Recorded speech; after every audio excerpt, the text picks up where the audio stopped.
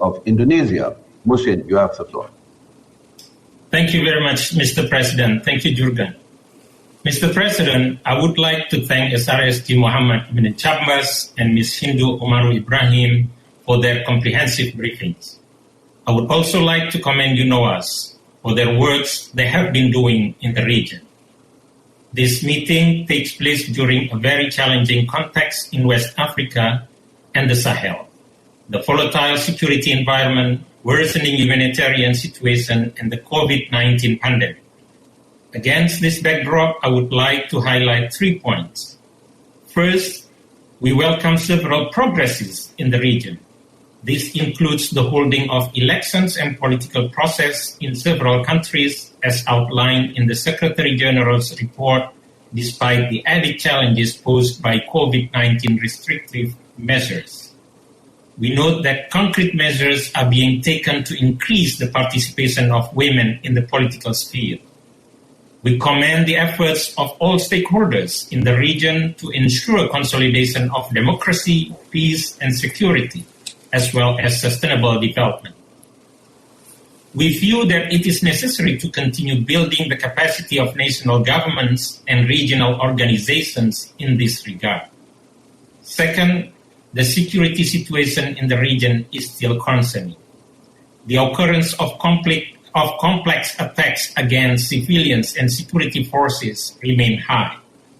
It has devastating humanitarian impacts, particularly during the times that the region is facing the COVID-19 pandemic.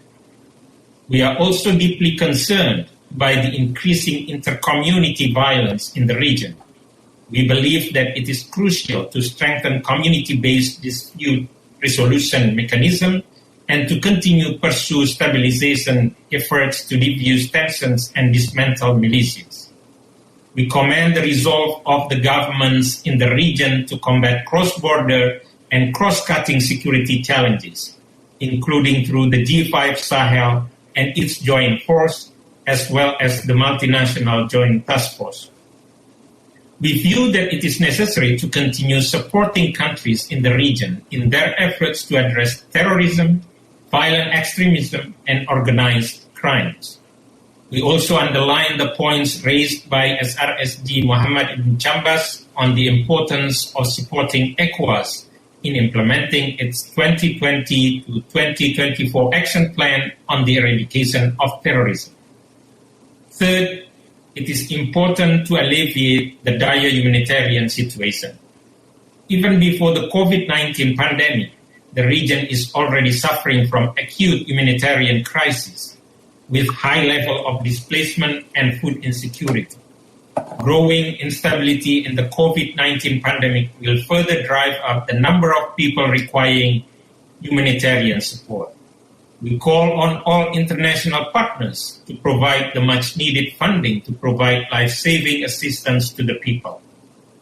It is also crucial to facilitate and to maintain unimpeded humanitarian assistance and relief, including to those hard-to-reach areas.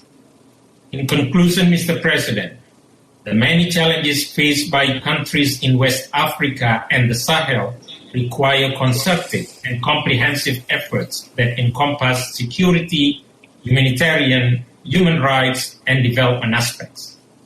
We share the conviction that climate change is reinforcing the security risk as mentioned by the SRSG, as well as affecting the humanitarian situation in the region. We fully subscribe to the view of the Secretary General that it is important to redouble efforts in addressing the root causes, enhancing investment in human development, and promotion of social cohesion. The international partners should continue to support the national and regional efforts to ensure long-term peace and stability in West Africa and the Sahel. I thank you very much, Mr. President. I thank the representative of Indonesia for his statement, and I now give the floor to the representative of France. Nicolas, you have the floor.